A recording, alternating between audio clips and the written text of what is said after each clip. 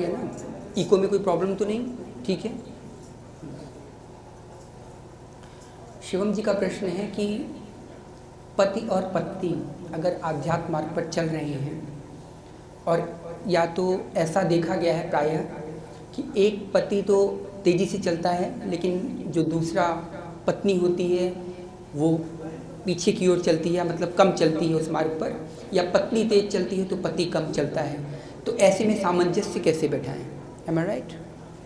यही प्रश्न है इनका। देखिए अब समझिए इस बात को। मनुष्य के विभिन्न मनुष्य के भिन्न भिन्न संस्कार हैं, ठीक है। संस्कार भी हैं, अलग अलग परिवार से आ रहे हैं, अलग अलग परिवेश से आ रहे हैं, उनकी परिस्थितियां अलग अलग हैं। किसी का परिवार ऐसा मिला कि वहाँ पे सिर्फ आध्यात्म की चर्चा या कुछ धर्मोपदेश की बातें होती हैं, और कहीं कहीं किसी किसी परिवार में ऐसा होता है कि उनको भले ब्राह्मण परिवार में जन्म ले लें लेकिन उनको इन सब चीज़ों का कोई मतलब ही नहीं होता। उनका बस एक ही समय एक ही काम होता है, धन कमाना, धनोपार्जन करके अपना जैसे पेट भरना, उसी प्रकार का काम होता है। तो वहाँ पे ऐसे लोगों को शिक्षा कहाँ मिल पाती है, मतलब वो तो उससे विमुख रहते हैं। तो ऐसे समय में हमें यह ध्यान रखना है कि दोनों का सम्मान करते हुए हम चलें साथ ही साथ, लेकिन साथ ही साथ अगर पत्नी नहीं चल रही है या पति नहीं चल रहा है तो दोनों को उस मार्ग पर लाने का प्रयत्न करें, धीरे धीरे लाने का प्रयत्न करें। करते करते अब देखिए बचपन से कोई चीज़ आपकी बनी हुई है, एक ही समय से, भाई उनको कुछ नहीं पता है, तो जो चीज़ उनको नहीं पता है वो बचपन से सारी चीज़ बनी हुई है, अचानक से तो तोड़ा नहीं जा सकता, नहीं तोड़ा जा सकता। तो उस ऐसी चीज़ को परिस्थिति बनाने के लिए आपको धीरे धीरे उसको सत्संग का वातावरण देना पड़ेगा। सतत सत्संग बहुत आवश्यक है। जब तक सत्संग नहीं होगा तब तक बुद्धि की गांठें नहीं खुलेंगी कि तत्व है क्या, ये राम तत्व क्या है, कृष्ण तत्व क्या है, हमें क्यों करना चाहिए, हम आध्यात्म में क्यों आए, क्या कारण है, उनको सब कुछ समझाना पड़ेगा।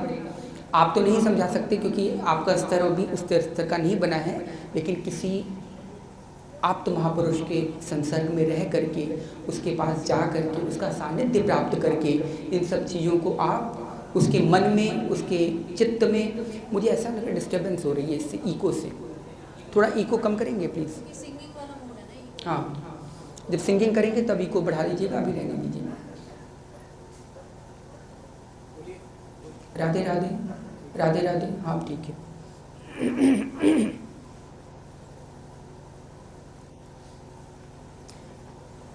ठीक है, तो हमें सभी लोगों को उसी प्रकार की परिस्थिति देनी चाहिए सांसारिक वातावरण में भी, जिसके अनुगत आप हैं, किसी संत महापुरुष के अनुगत, उसको बार बार लेकर के जाएं, उसको समझाएं। सबसे पहले धीरे धीरे उसका फाउंडेशन तो बनाना क्रिएट करें।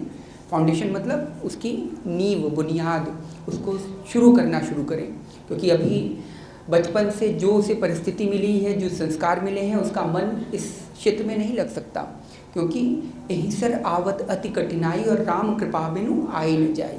ये बहुत आवश्यक है, उनकी कृपा होना बहुत ही आवश्यक है।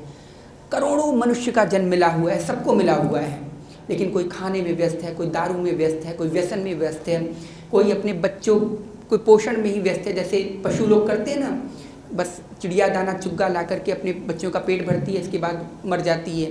वही सेम काम हमारा है, हम भी परिवार के लिए उसी प्रकार का भरण पोषण करके, लेकिन हमें ये नहीं पता चलता कि इतना बड़ा मानव देह हमें क्यों मिला है, इतनी बड़ी बुद्धि जिससे हम पूरे ब्रह्मांड को नाप सकते हैं, वो क्यों मिला है? क्या सिर्फ भरण पोषण करने के लिए, अपने परिवार का पेट भरने के लिए? आप न भी रहेंगे तब पर भी परिवार का भरण पोषण हो जाएगा, बल्कि आपसे अच्छा हो जाएगा। आपके रहते बेचारा कुछ कर नहीं पा रहा है, इसलिए उसका भरण पोषण कम हो रहा है, लेकिन जब आप नहीं रहेंगे तब और भी अच्छी तरह हो पाएगा। लेकिन हम इस अहंकार में रहते हैं कि अगर हम न रहें तो हमारे परिवार का भरण पोषण कौन करेगा? अरे सबको दाना पानी सब कुछ देने वाले कौन हैं? भगवान। आपको भी वही दे रहे हैं तो उसको भी वही मिलेगा। कोई किसी का प्रारब्ध नहीं ले सकता, जो जिसके प्रारब्ध में लिखा हुआ है वह उसे मिल करके ही रहेगा। चाहे आप उसको जंगल में छोड़ दें, वहाँ पे भी राजा बन जाएगा, और चाहे आप महल में भी लेकर के आए, वहाँ पे भी दासी की तरह लातों से मार खा रहा होगा। ठीक है, तो मुख्य बात है सबका प्रारब्ध, सब लोग अपना अपना प्रारब्ध लेकर के आते हैं। उसी प्रकार कभी कभी आपने देखा होगा ना, अभी आपकी नौकरी नहीं लग रही है, नहीं लग रही, तब तक आपका विवाह हुआ, तुरंत नौकरी लग गई। आपका कोई बच्चा हुआ, तुरंत नौकरी लग गई, या उसके लिए अच्छा खासा आपका बिजनेस चल पड़ा। क्यों? या आपके प्रारब्ध से नहीं, उस व्यक्ति के जो जीव आया है ना, उसके प्रारब्ध से होता है। क्योंकि उस जीव के प्रारब्ध में लिखा था कि इसको अच्छा खासा सब कुछ रहेगा और आराम से इसका जीवन चलेगा। उसी हिसाब से भगवान विडंबना बनाते हैं। जैसे ही वो शिशु आता है गर्भ में, तभी से ही सारी प्लानिंग उनकी शुरू हो जाती है। उसी हिसाब से नौकरी लगना, उसी हिसाब से बिजनेस व्यापार में बढ़ोतरी होना। जो लोग कहते हैं ये हमारे लिए बड़ा शुभ है, ये जब से आए हैं ना तब से हमारा दिन दुना चौगुना व्यापार बढ़ रहा है, तो उसी के कारण ही बढ़ रहा है वो व्यापार। उसी के कारण आप न भी रहेंगे तब पर भी वो अपना व्यापार चला लेगा। तो इसलिए कभी इस अहम भाव में न रहें कि हमारे रहने से या न रहने से इस संसार का क्या होगा। तो इसीलिए मनुष्य देह का मुख्य कर्तव्य क्या है? बुद्धि प्रधान देह है ना, ये बुद्धि प्रधान देह है, और बाकी सब भोग योनियाँ हैं, सब भोग रहे हैं, बस अपने अपने कर्मों को भोग रहे हैं। वो न कपड़े खरीद सकते हैं, न इंडस्ट्री सेटअप कर सकते हैं, ना कुछ नहीं कर सकते। वो दूसरों के सहारे बस जीवित हैं, अपनी अपनी योनियों को भोग रहे हैं। लेकिन एकमात्र मनुष्य देह ऐसा है जो कर्म योनि भी है और भोग योनि भी है। कर्म प्रधान विश्व रचिरा का, इसीलिए ये जो मनुष्य देह है ना, ये कर्म प्रधान है। जैसे हम कर्म करेंगे इसी से ही हम देवता बन सकते हैं, मतलब देवता क्या, मोक्ष तक की प्राप्ति कर सकते हैं। और इसी से 84 लाख योनियों के जो निकृष्ट योनियां हैं, कुत्ता, बिल्ली, गधा, सुअर, जानवर, वो सब भी बन सकते हैं। वो सिर्फ हमारे कर्मों पे डिपेंड है कि कैसे कैसे हम कर्म करते हैं, उसी प्रकार हमें चीज़ें मिलेंगी। अगर हमने इस मनुष्य देह को मिलने पर हमने इसका सदुपयोग नहीं किया, अपनी बुद्धि का सदुपयोग सिर्फ हमने भरण पोषण करने में किया। आपसे ज़्यादा भरण पोषण हनी भी कर लेती है, चींटी कर लेती है, आपसे अधिक बुद्धि रखती है वो भरण पोषण करने के मामले में। कोई भी पशु देख लीजिए, सब अपना भरण पोषण अच्छी तरह कर लेते हैं, लेकिन मनुष्य टेंशन में मरा जाता है। उसको अभी एक प्रॉपर्टी हुई, 2 बीघा और चाहिए, 4 बीघा और चाहिए, करते करते उसमें भी उसको टेंशन है। अंबानी को इतना टेंशन है कि वो सोचता है कि जो मैं तीसरे नंबर पे हूँ विश्व के, वो तीसरे से चौथे पर ना आ जाऊँ। इसी टेंशन में दिन रात घुला पड़ा हुआ है, मरा पड़ा हुआ है, नींद नहीं आ रही बेचारे को, हमेशा टेंशन पे टेंशन। उसे हो रहा है कि कितने जल्दी और मैं सेकंड नंबर पोजीशन पे हो जाऊं। तो बढ़त बढ़त संपत्ति सलील, मन सरोज बढ़ जाए, और घटत घटत फिर ना घटे, मन सरोज कुमलाई। तो ये मनुष्य का जो महत्वाकांक्षा है ना, जो इच्छाएँ हैं, कामनाएँ, निरंतर प्रतिदिन बलवती होती चली जाती हैं। जैसे अग्नि में घी हम डालते हैं तो पहले तो अग्नि लगता है कि बुझ गई, लेकिन अचानक से फिर भाग से तेज़ी से उठती है ऊपर अग्नि। वैसे ही कामनाएं हैं। कामनाएं हम लोग सोचते हैं ना कि बस पापा एक बार मुझे साइकिल दिलवा दो, बस सब खत्म, मैं सबसे बड़ा खुशी इंसान हो जाऊंगा। पापा ने साइकिल दिलवा दिया, एक दिन खूब पुछाई हुई उसकी, दिन भर रगड़ाई, 1 महीने तक खूब रगड़ा बगड़ा जा रहा है। इसके बाद साइकिल कहाँ पड़ी है, कुछ नहीं। अब पापा मुझे वो जो आई है ना नई रेंजर वाली साइकिल, वो चाहिए अब। ठीक है, पापा ने उसको भी दिलवा दी।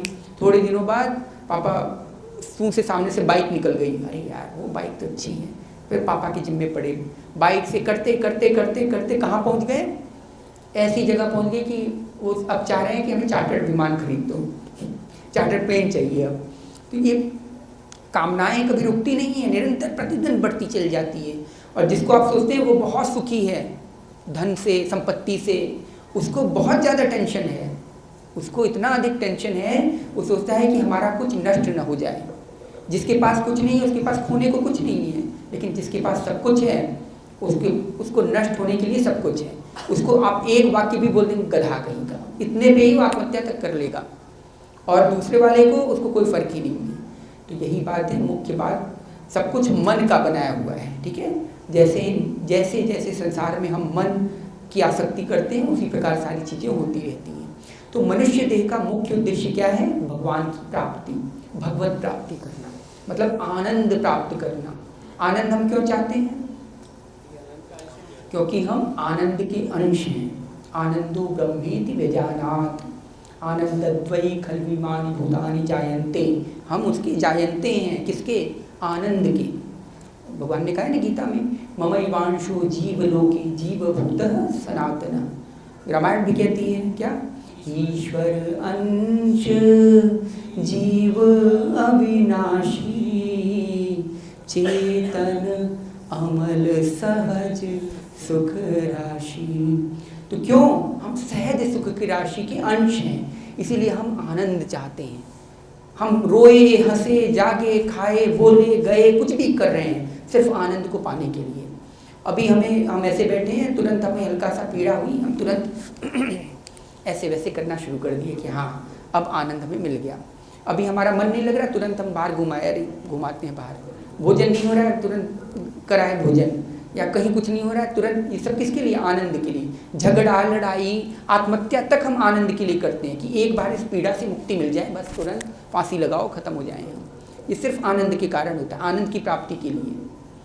कुछ भी आप जो भी कुछ कर रहे हैं, किसी का कोई रोता भी है ना, वो भी आनंद के लिए रोता है।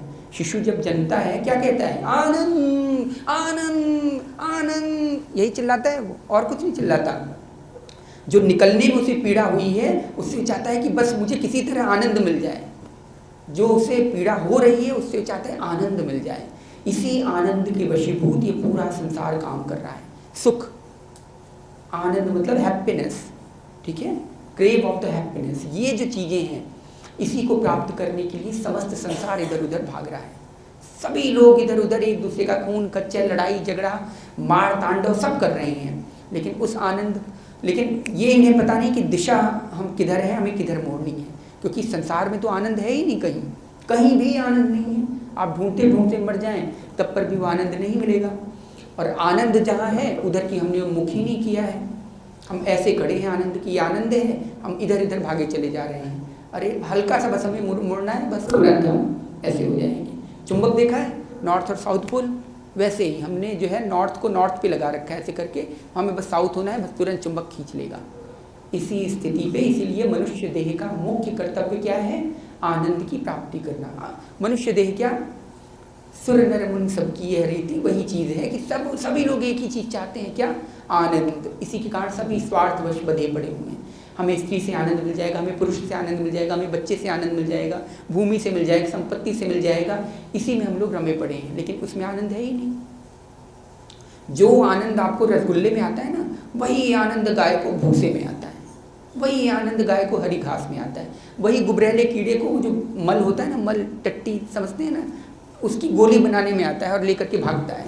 वही आनंद कुत्ते को हड्डी में आता है, और कहीं कुछ नहीं है आनंद। आनंद तो बस एकमात्र मन के अंदर है, अंतःकरण के अंदर। तो इसी आनंद की प्राप्ति के लिए सब घूम रहे हैं। तो मनुष्य देह हमें इसलिए ही मिला है कि किस लिए मिला है? ताकि हम ज्ञान प्रधान हैं, ज्ञान प्राप्त करके सही सही तत्व को जान करके कि हम कौन हैं, हमारा कौन है, यह जान करके उस चीज़ को समाप्त कर दें और आनंद की प्राप्ति कर लें। अगर हमने जन्म नहीं किया तो ये चेदत विदतत, फिर क्या हो जाएगा? फिर नष्टो प्रायः स्मृति लभ्यो, सब कुछ खत्म हो जाएगा।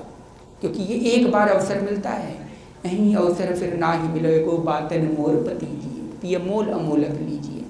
तो इसीलिए मनुष्य देह का मुख्य कर्तव्य है आनंद की प्राप्ति। तो शुरुआत से जब आप अपनी स्त्री को, अपने पति को उसी हिसाब से बताएंगे कि भाई देखो ऐसा है, या किसी गुरु के सानिध्य में या अंतर्गत लेकर के जाएंगे, बार बार सत्संग करने से करते एक दिन उसका ज्ञान पुष्ट हो जाएगा, तब तुरंत इधर की ओर मुड़ जाएंगे वो। आप लोग कैसे, अभी मान लिया आप हैं, आपकी इनसे जब विवाह नहीं हुआ था तब आप जानते थे कौन था? ये नहीं पता था, कुछ नहीं था। जैसे ही विवाह हुआ, संबंध बना, आपके 1-6 महीने से जब से आपकी शादी हुई थी, या आपका जो है जो भी अरेंज हो, लव मैरिज जो भी कुछ हो, उस पहले से ही आपने मन में धारणा पुष्ट किया मुझे इसको अपनी पत्नी बनानी, मुझे इसको पत्नी बनानी। संबंध ज्ञान करते एक समय ऐसा है कि अग्नि के फेरे लेकर के आपने उसे पत्नी मान लिया। अब उससे संबंधित पहले जब आप ये आपकी पत्नी नहीं थी तब क्या था? आपको कोई पीड़ा नहीं हो रही थी, चाहे मरे गाए रोए गाए कुछ भी। अब इनको हल्की सी चोट लगती है, अरे डार्लिंग क्या हुआ, तुरंत ऐसे आ जाता है। आपको ज़्यादा पीड़ा होती है, उससे ज़्यादा पीड़ा। क्यों? क्योंकि आपने आसक्ति जोड़ ली उससे। जैसी आसक्ति जोड़ ली, बस जैसे चेन होती है ना, आप रस्सी का एक सिरा ऐसे करें तो वेव्स कहाँ तक जाती है? वहाँ तक जाती है। या कोई लोहा है, लोहे पे टंग से यहाँ मारे तो आप कान लगाएंगे वहाँ पे तो आपको सुनाई पड़ेगा, क्योंकि जुड़े हुए हैं सारे मॉलिक्यूल्स एक तरीके से। ये मॉलिक्यूल्स बस हटाना है, ये हटा देंगे बस, वो चाहे टंग टुंग करे, पुण्य करे, कुछ भी करे, आपका कोई मतलब नहीं, आप ऐसे निर्लेप भाव में हैं। तो इसी आसक्ति के कारण ही सारा मनुष्य बंधा पड़ा हुआ है। ठीक है, तो सभी लोगों को मतलब अगर पति नहीं चल रहा है, पत्नी नहीं चल रही है, तो सभी को सबसे पहले सत्संग करवाएं, अनवरत सत्संग कंटिन्यूस दे, धीरे धीरे करते करते करते करते एक समय आएगा जब घिसते घिसते घिसते घिसते बर्तन साफ हो जाएगा। तब क्या होगा, जब आप कोई चीज़ डालेंगे शुद्ध पानी में, तो शुद्ध पानी में उसको अपना प्रतिबिंब दिखने लगेगा। ठीक है, तो यही काम करना है किसी को भी।